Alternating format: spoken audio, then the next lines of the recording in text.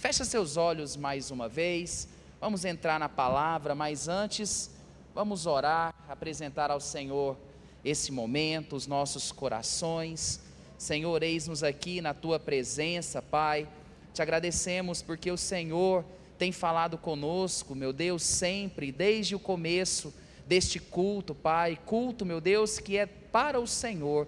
Nós estamos aqui para te cultuar, Senhor, que tudo que acontece aqui é para te louvar, é para te engrandecer.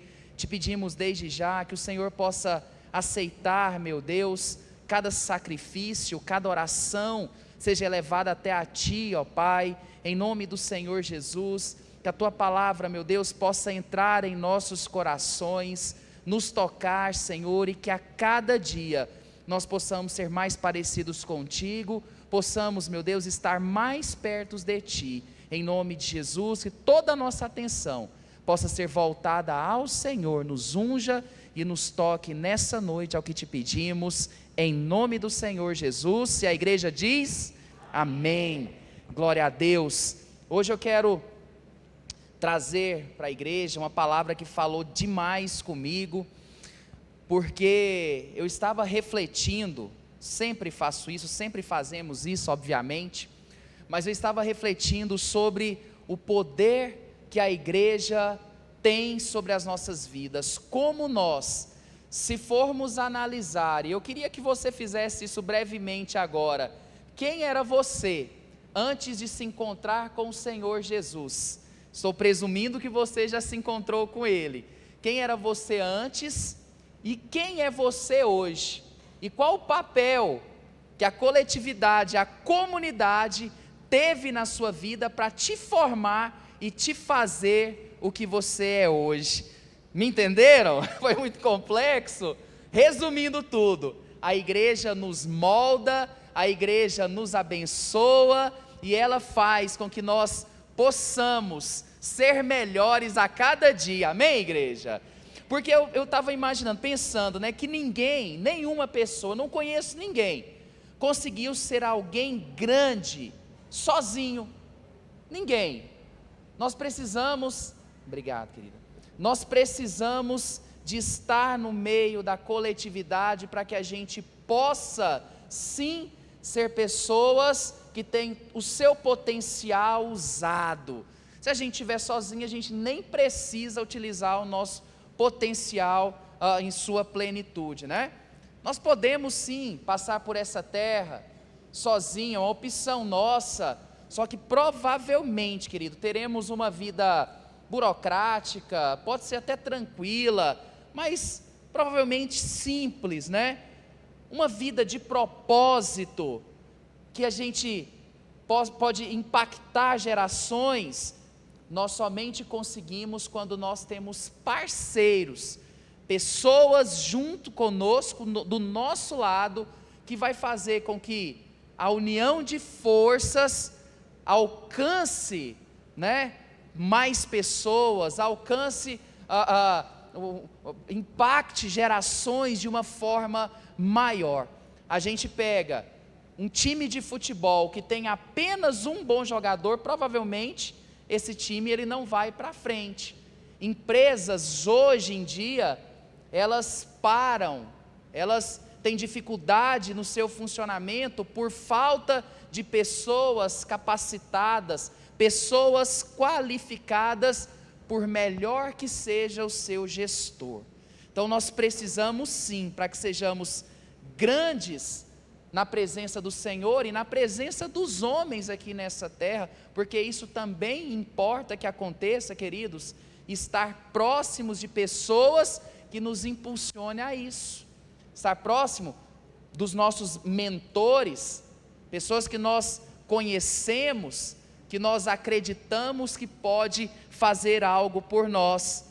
Uma igreja que faz a diferença, no nosso caso hoje, é feita de pessoas que amam de verdade ao Senhor, amém? Por isso que a Sara Cardoso tem crescido tanto, tem impactado tanto a vizinhança, tem aqui uma geração de pessoas que não concordam, estão fazendo tudo para que essa geração seja transformada, porque é uma geração e você faz parte de pessoas que amam ao Senhor. Amém ou não, queridos? Então eu quero te falar desde já, não fique sozinho, não fique sozinho, seja parte de algo que é maior do que você, faça parte de algo que é maior do que você. E no meio da igreja, existe, aqui tem um ambiente que potencializa isso. A igreja é um lugar que, se nós permitirmos, extrai coisas grandiosas que às vezes nem você mesmo sabia que tinha dentro de você. Quem me conheceu, lá atrás, na minha adolescência, na minha juventude, às vezes via um rapaz tímido, que tinha dificuldade de falar no meio das pessoas, e hoje, depois que conheci ao Senhor, e eu entendi que eu poderia sim fazer isso, eu estou aqui, já lidero há algum tempo. Por quê? Porque eu estou no meio de algo que é maior do que eu. O reino de Deus é muito maior do que eu, querido. Eu sou um trabalhador do reino de Deus. Então, quando nós permitimos, e isso é uma permissão, não vem de Deus simplesmente. Nós somos chamados, eu creio, mas nós temos a opção de dizer sim ou não a esse propósito, a essa missão. Então, quando a gente fala sim, tenha certeza de que o Senhor, Ele vai te lapidar, para que você possa extrair o melhor que tem dentro de você, meu irmão, em nome de Jesus. E desde já eu quero te falar, permita que isso aconteça. Pensando nisso tudo que eu te falei, desde que eu conheci a palavra de Deus e comecei a estudar, eu percebi no Antigo Testamento um seleto grupo de pessoas que o início deles não foi grandes coisas, não era grande, era muito parecido com o que eu e você somos hoje. Esse grupo, deixa eu ver se você está lendo a Bíblia mesmo, hein? Eu vou te fazer uma pergunta aqui agora para ver se você sabe. O pessoal que estava de manhã não vale, tá? Você já tem o gabarito, né? Esse grupo, querido, o seleto, que ficou na história, foi um grupo composto de um líder muito fera e de 37 pessoas que fizeram a diferença na geração que eles estavam, e eles mexem conosco até hoje. Quem são essas pessoas? Não, fala alto, gente, deixa eu escutar. Discípulos de Jesus? Não, fizeram a diferença, mas não são. São exatamente 37 pessoas que a palavra de Deus diz, gente. Me ajuda. Ninguém? Não, gente, meu Deus do céu. Vamos ler a Bíblia, igreja. Queridos, esses irmãos valorosos, eu admiro tanto o que eles fizeram, impactaram tanto, que quando eu era da sede, ali na sede, nós liderávamos, até o final, quando nós fomos enviados para abrir a primeira igreja, que era do Parque Oeste, nós admiramos, tanto esse grupo, que nós colocamos o nome da nossa equipe, fazendo menção a eles. E esse grupo são os valentes de Davi, gente.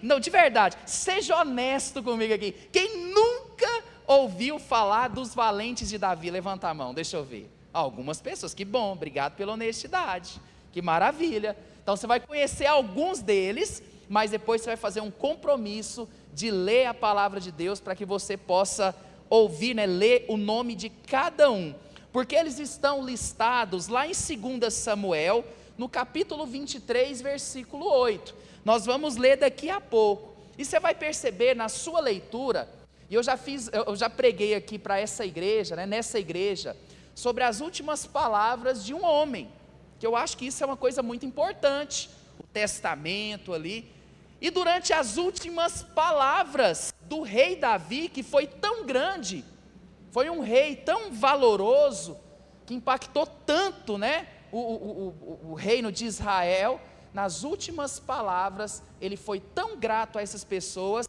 que ele falou das obras de alguns, dos principais, ele fala dos principais, depois ele cita os nomes daqueles também que foram muito valentes, que foram muito grandes, e que fizeram, tiveram esse nome de os valentes de Davi. Foram pessoas que impactaram, moveram um reino todo, libertaram o povo de Deus e hoje, serve de modelo para nós, com seus feitos, com as suas questões interiores e até mesmo aquelas que eles exalaram e que nós conhecemos hoje. Porém, queridos, eu queria te mostrar, porque isso é que mais me chama a atenção nos valentes de Davi. Eles foram, obviamente, adestrados para a guerra por Davi. Davi foi o seu capitão. Só que o início da vida deles, antes deles se abrirem para o seu grande chefe, para o seu grande líder, eram pessoas muito parecidas comigo e com você. Não se espante quando a gente lê daqui a pouco, mas como que era o começo desses homens. Aí eu vou te mostrar uma coisa, independente da forma que você está hoje. Às vezes você olha, fala, nossa, o pastor vai pregar sobre heróis, que de fato foram, e minha vida está um caos. Calma, querido, você vai entender que se você tiver uma decisão firme, uma decisão que você olha e fala, não, a partir de hoje eu quero ser diferente, meu irmão, você pode sim ser melhor do que os valentes de Davi, amém? Então eu quero te mostrar quem eram essas pessoas. Agora sim, abre lá comigo, 1 Samuel, capítulo 22, versículo 1.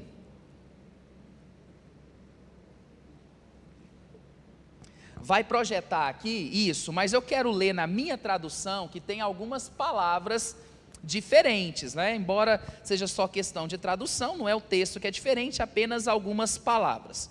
O texto diz assim: então Davi se retirou dali e escapou para a caverna de Adulão, e ouviram-no seus irmãos e toda a casa do seu pai, e desceram ali para ter com ele. Presta atenção, Davi, nesse momento, o rei Davi não é o nosso objeto de estudo hoje, mas a gente precisa entender esse contexto.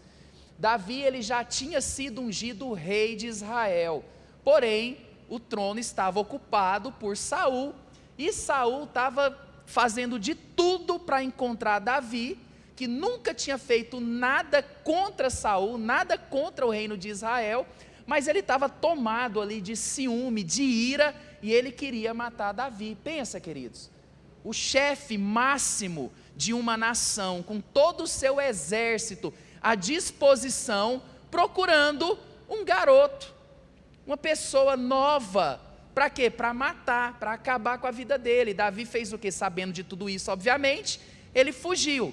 E quando ele fugiu, descobriram o lugar onde ele estava, sabiam mais ou menos. Nos nossos momentos de dificuldade, esse texto fala, ele é muito claro, que no momento de dificuldade, quem foram as primeiras pessoas que foram lá para assistir, para tentar ajudar Davi de alguma forma? Foram seus familiares. Nós não podemos, queridos, simplesmente abandonar a nossa família, os nossos familiares, por mais que sejam pessoas que nós não admiramos, por causa das questões da vida, enfim, não sei se é o seu caso. Não, porque quando a gente precisa de alguém, tenha certeza que eles serão as primeiras pessoas a nos ajudar, a nossa família. Davi estava escondido, correndo risco de morrer, e pensa, se é inimigo, se é amigo do inimigo do rei, é inimigo do rei. E a família de Davi não se preocupou com isso, e foi até lá ver como ele estava e dar a ajuda que fosse necessária. Depois da família, algumas pessoas também se ajuntaram a Davi, e esses sim, são aquelas pessoas que eu falei para você, que Davi os ajudou, mas vamos ver como que eles começaram, versículo 2, e ajuntou-se a ele todo homem que se achava em aperto, e todo homem endividado, e todo homem de espírito desgostoso, e ele se fez capitão deles, e eram com ele uns 400 homens. Meu Deus do céu, que tipo de gente que se ajuntou a Davi, gente. Se você lesse só até aqui, eu já te falei o final, né? Mas se você, na sua leitura, você ia olhar e falar assim, gente, não tem como Davi prevalecer com esse tipo de gente. Gente igual eu, não vou falar que é igual a você não, tá? Igual eu. Meu Deus do céu, aqui fala algumas características. Presta atenção nelas de novo, né? Aqui, isso, está aqui, algumas delas, ó. Todo homem que estava em aperto, endividado, de espírito desgostoso, queridos, aquelas pessoas totalmente à margem da sociedade, que ninguém dava nada por eles, quando viu que Davi estava escondido, falou, não, nós não temos nada a perder, vamos nos ajuntar com Davi, e assim foram, e a Bíblia diz que Davi se fez capitão, chefe dessas pessoas, trazendo para a nossa modernidade, Davi se tornou o mentor de todo tipo de gente. Eu acredito que a Bíblia foi até boazinha aqui, né? Porque esses escritos aqui de Samuel deve ter dado até uma abrandada, porque tem algumas traduções que dizem o bando de Davi, nesse momento ainda. Um bando, gente. Gente de tudo quanto é tipo. Só que isso fala muito conosco hoje, cristãos. O que pessoas que estavam nessa situação, endividados, espírito desgostoso, o que essas pessoas tinham a perder na sua vida, gente? Tinha nada. Vou me ajuntar com Davi. Aí nós que somos crentes, nós precisamos ter um pouco dessa ideia, sabia disso? Quando a nossa oposição é o mundo, o que nós temos de tanto valor no mundo, para que a gente gaste a nossa vida lá? Nós não temos nada a perder lá no mundo, queridos, nada. O mundo não pode nos pegar, o mundo não pode nos aprisionar.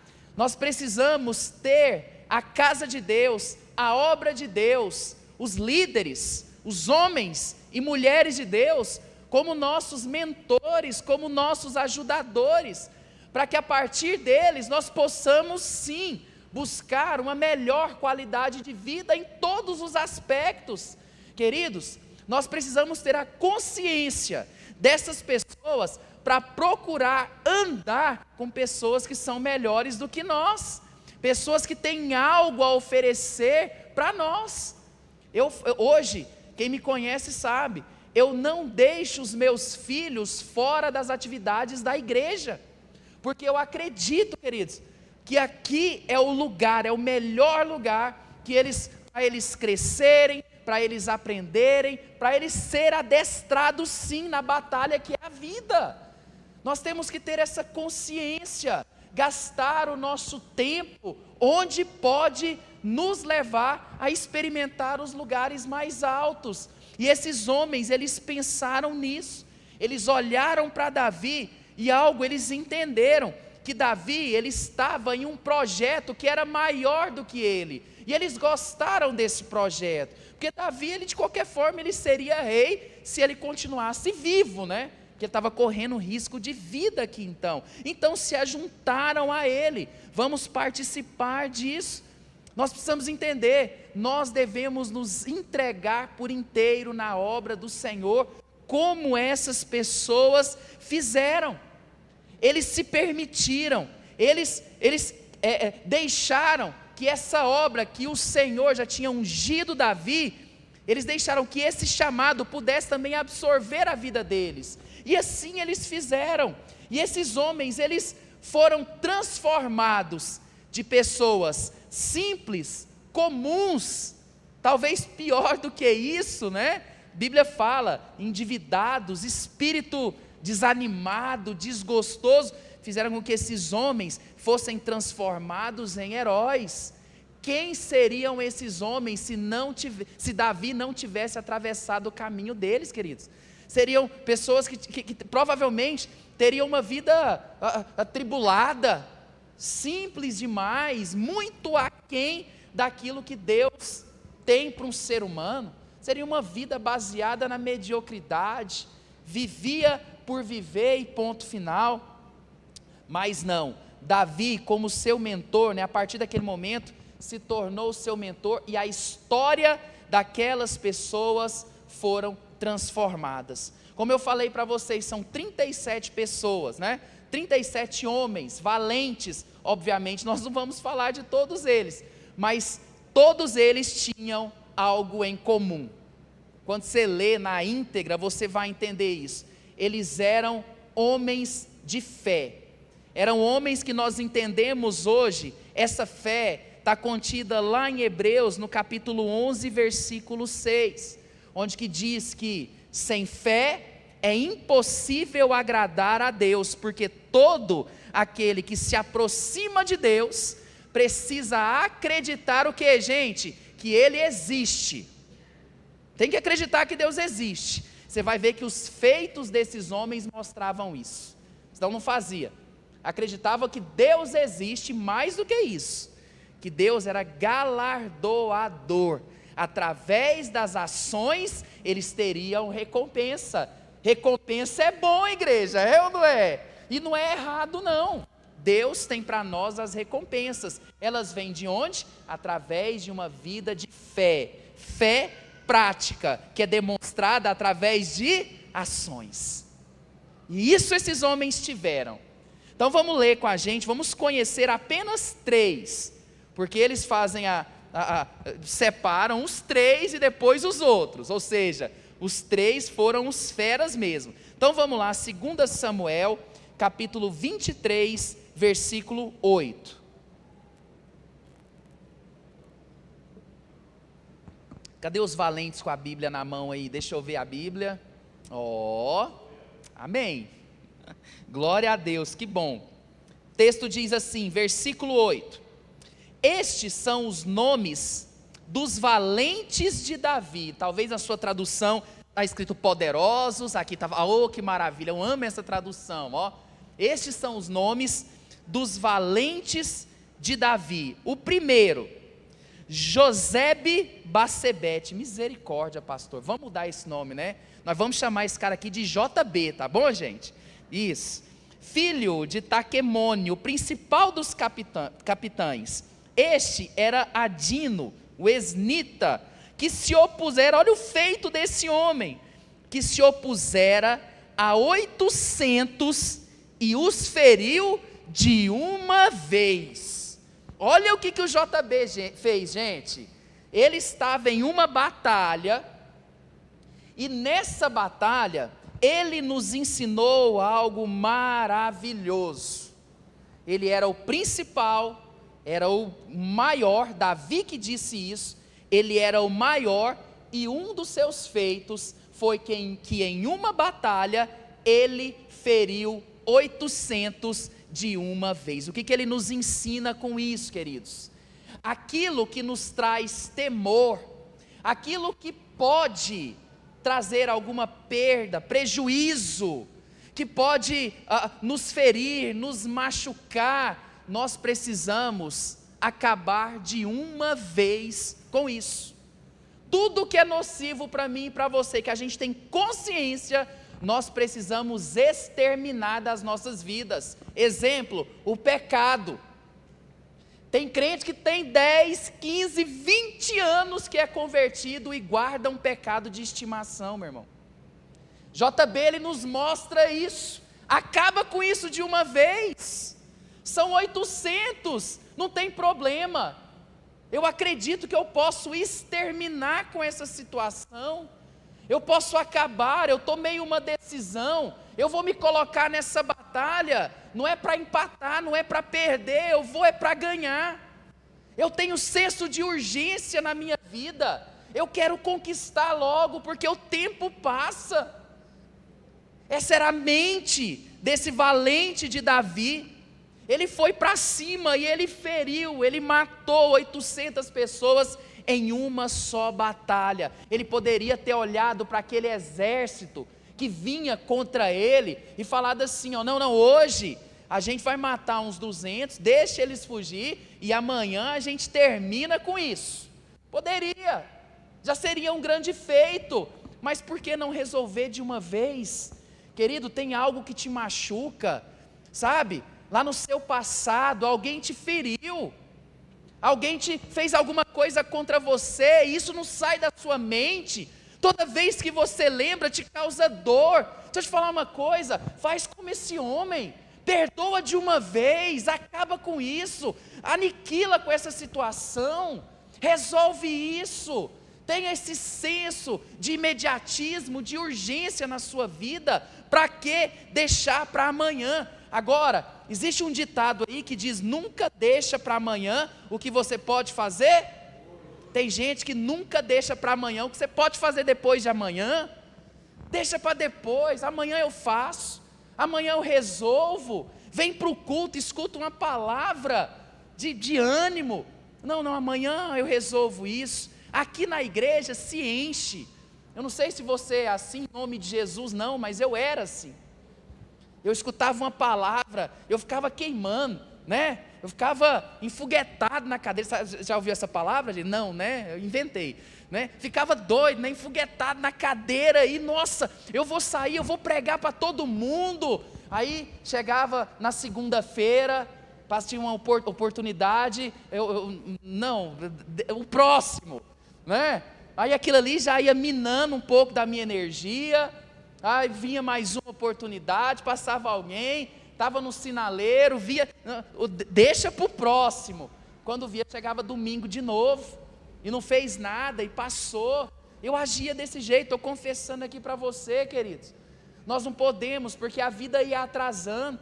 Eu entendi quando eu me converti que eu tinha uma missão, e essa missão se tornou um sonho, que era me tornar um líder, posteriormente pastor, e a minha atitude ia protelando esse sonho, ia jogando para frente, porque não tinha ação. Eu não sei o que você deseja, o que você quer. Às vezes Deus colocou na sua mente, sabe o quê? Uma ideia de negócio revolucionária, e você não coloca para frente, por medo. Aí se não der certo, tenta de novo, faz de novo, meu irmão. Não tem problema, você pode repetir de novo, e daí? E se ele tivesse morrido? Tinha morrido tentando, fazendo. Mas a gente fica querendo demais dar satisfação para os outros. Faça como esse homem. Se Deus te falou, se Deus colocou na sua mente, não espera, faça logo. Líderes, pessoas, né, irmãos, queridos, maravilhosos do Instituto de Vencedores, aquele fogo que queima dentro de você para abrir a sua célula, para dar o start no seu ministério, para fazer algo. Deixa eu te falar um negócio, querido, isso vem de Deus. Não tampa o seu ouvido para aquilo que Deus tem para você, não, pastor, é porque eu trabalho demais. Eu também trabalho, meu irmão. É porque eu estudo, pastor, eu também estudo, meu irmão. Se você quiser, você vai arrumar 1000 motivos para você não fazer. Joga todos esses motivos fora e começa imediatamente. Começa esse processo. Mas eu não me sinto capacitado, pastor, para fazer. Primeiro eu quero te falar, querido, Deus já te capacitou em nome de Jesus. Quando você aceitou a Jesus, naquele momento você já estava pronto para falar das maravilhas que Jesus pode fazer por alguém, porque você tomou uma decisão. Então primeiro eu quero te falar, eu tenho absoluta certeza, capacitado você já é, amém ou não? Mas se você não se sentir capacitado, sabe o que você tem que fazer? Faz assim mesmo. No meio do caminho você se capacita. Mas eu tenho medo. Vai com medo, mas não deixa de fazer, meu irmão. Em nome de Jesus, amém ou não, queridos? Senso de urgência é o que o valente, né, JB nos ensina através da sua própria vida. O segundo, está lá no versículo 9. Acompanha comigo aí, versículo 9. E depois dele, Eleazar, filho de Dodô, filho de Aoi, entre os 3 valentes que estavam com Davi, quando provocaram os filisteus, que ali se ajuntaram à peleja. E quando se retiraram os homens de Israel, este se levantou e feriu os filisteus até lhe cansar a mão e ficar a mão pegada à espada. E naquele dia o Senhor efetuou um grande livramento, e o povo voltou junto dele somente para tomar os despojos. Olha o que Eleazar fez, queridos, que coisa, né? Eleazar, ele se levantou no meio das dificuldades.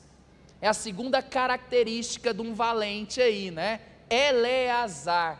Se levante, querido, quando tudo estiver redondinho, quando tudo estiver bem.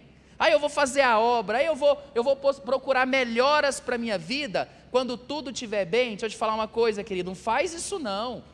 Não espera não, se tudo estiver bem, que maravilha, aí que tem que ir mesmo. Mas se estiver passando por dificuldades, é nesse momento que você precisa tomar uma atitude e se levantar, tomar uma decisão, e você só pode parar depois que você tiver com a sua vitória na mão.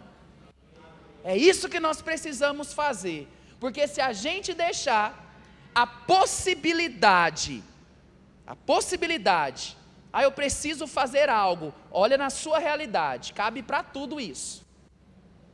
Se você deixar para fazer alguma coisa na sua vida, quando estiver nas melhores condições, provavelmente você não vai fazer, porque a dificuldade, problema, a tendência dele, se nós não tivermos uma atitude imediata, não estou profetizando isso não, querido, fica tranquilo, mas a probabilidade é que esse problema aumente. Se você fica rolando problema, rolando e não toma uma atitude, é natural, o problema aumenta. Eleazar nos mostra isso aqui. Ele estava num lugar, ali na peleja ali, né, de frente a frente ali na batalha, com o exército filisteu, né, os homens da minha geração, você vai lembrar disso aqui, eu acredito, ó. Sabe quando você estava jogando futebol, que você chutava sem querer ou por querer, né, a canela do seu colega, e que rolava aquela questão de briga, que ficava um na frente do outro assim, ó, não, você, começa aí para você ver, começa aí, e ninguém tinha coragem de começar uma briga. Quem fazia isso quando quando você era criança, adolescente? Um monte de gente, né? Dá uns começos aí que a gente briga. Não, ninguém fazia. Aí depois de 5 minutos estava jogando em paz de novo, né? Só que aqui não aconteceu isso. Aqui estava nesse momento, né? Dá a primeira flechada aí que você vai ver e tudo mais. Só que o exército de Israel se atemorizou. E eles, foram embora. Só que Eleazar estava lá. É um valente. E ele falou, opa, eu não vou largar minha vitória de jeito nenhum. Pode ir embora todo mundo, que eu vou ficar aqui defendendo o que é meu. No meio de quê, gente? Dificuldade. Um exército contra um, ou um monte de gente contra um pouquinho de gente, né? Ele falou, eu vou defender. E ele se levantou no meio da dificuldade para resolver um problema que não era nem só dele, era um problema do reino, defender de outra nação. E a palavra de Deus diz que ele fez isso, ele procedeu, ele foi valente naquela hora, e Deus deu a ele o livramento. Quando nós nos levantamos, queridos, e falamos, é meu, o Senhor me deu, e nada vai me tirar daqui, eu vou lutar, seja com dor, seja sem dor, até que a vitória chegue nas minhas mãos. É uma decisão muito séria essa, mas quando você faz, Deus luta por você, Deus luta junto com você. E a dificuldade, meu irmão, ela não para por aí não, que no meio da batalha levantou, então vamos, não, então vamos, Deus está comigo, tá, só que a luta não para. Nesse momento a Bíblia diz que Eleazar, ele lutou tanto, ele pelejou tanto, que a espada ficou pegada na mão dele. Depois que ele terminou a batalha, chegaram, né, as pessoas lá para ele e falaram, pode soltar a espada, mas eu não consigo. Ficou pregada na mão dele, seja de cãibra, não sei, mas era dor. Por quê, queridos? Porque ele estava adrenalizado. É assim que nós precisamos estar quando a gente tem uma questão na nossa vida. A gente precisa ter as nossas questões de forma que eu vou até o final. Tem pessoas hoje que são muito frágeis, elas têm um futuro promissor, às vezes em uma empresa, só que às vezes ele está tendo ali uma perseguição com um colega de serviço. Eu não aguento isso, e sai da empresa, perde um futuro brilhante. Ou então o chefe, o patrão, não deve fazer isso, mas às vezes fala de alguma forma que ele não gostou. Eu não gostei, estou saindo. Perde, querido, não consegue, as questões internas mexem demais, as emoções, e muitas vezes perde o melhor de Deus. Eu tenho convicção que Eleazar aqui nesse momento, é bem provável que ele sentiu medo, mesmo sendo uma pessoa de fé, porque olha, um exército contra ele, o que é isso? Mas mesmo assim, a dor vinha, porque estava com a espada pesada, chegou a pregar na mão dele, mas ele só parou quando ele olhou para os lados e não tinha mais nenhum filisteu de pé. Extermina os seus inimigos, querida, até que todos eles caiam. Extermina todas as dificuldades até que todas elas caem. E tem mais uma coisa na vida de Eleazar, e isso é maravilhoso demais, fala demais conosco como cristãos. Ele foi o responsável por aquela vitória, praticamente batalhou sozinho, e quando os seus amigos, vou colocar os familiares, as pessoas próximas dele, quando viu que estava tudo em paz, batalha vencida, o que esse povo fez? Deixa eu ir lá no meu amigão agora, que é a hora dos despojos, Deixa eu agora, eu vou lá juntar as riquezas junto com ele. Deixa eu te falar uma coisa, a gente olha, fica angustiado. Eu fico pensando, Eleazar, deixa de ser bobo, pega tudo para você. Só que um cristão não procede desse jeito, porque quando Deus coloca as riquezas nas nossas mãos, é porque através de nós, elas possam abençoar, querido, aqueles que estão ao nosso redor.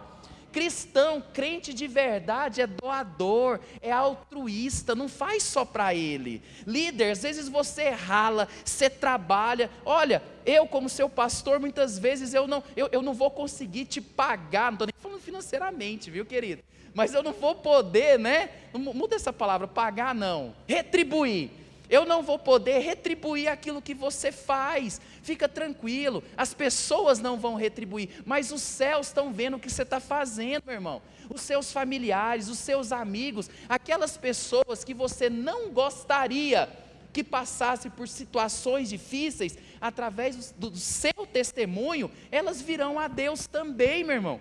Elas vão participar das riquezas que você conquistou, em nome de Jesus, amém? Amém ou não, gente? Amém. Glória a Deus. Então Eleazar é esse homem que batalhou, que criou, que gerou muitas riquezas, e as pessoas aproveitaram juntamente com ele dessas riquezas. O terceiro e o último que nós vamos falar nessa noite é um homem chamado Samá, que está lá no versículo 11. E depois dele, Samá, filho de Agé, o aranita, quando os filisteus se ajuntaram numa multidão, guarda isso, onde havia um pedaço de terra cheio de lentilhas, e o povo fugira diante dos filisteus. Este se colocou no meio daquele pedaço de terra, e o defendeu, e feriu os filisteus, e o Senhor efetuou um grande livramento. Samá, querido, ele tinha uma consciência, ele era o líder, e eu não estou falando só um líder de uma igreja, ele era um líder nato, porque ele era aquela pessoa que ia na frente, que mostrava o que tinha que fazer, e ele tinha uma consciência de que tudo iria dar certo. A gente fala tanto isso, eu já lutei tanto, querido, para parar de falar isso, mas é uma verdade na vida do crente, meu irmão. Vai dar certo. Fala isso a pessoa do seu lado. Vai dar tudo certo, meu irmão. Ele tinha essa consciência. Por quê, queridos? Mais uma vez, era um exército. Era um exército grande, era uma multidão de filisteus que cercaram aquele campo. E a Bíblia fala uma coisa que é maravilhosa demais. Ele não se colocou escondido, ele não elaborou uma estratégia, não. O que esse homem fez? O que Samar fez? Ele se colocou no meio, determinando: isso é minha posse. Nós, como cristãos, muitas vezes perdemos demais isso, porque Jesus, através do sacrifício, do sangue deles, que nós estamos debaixo, amém?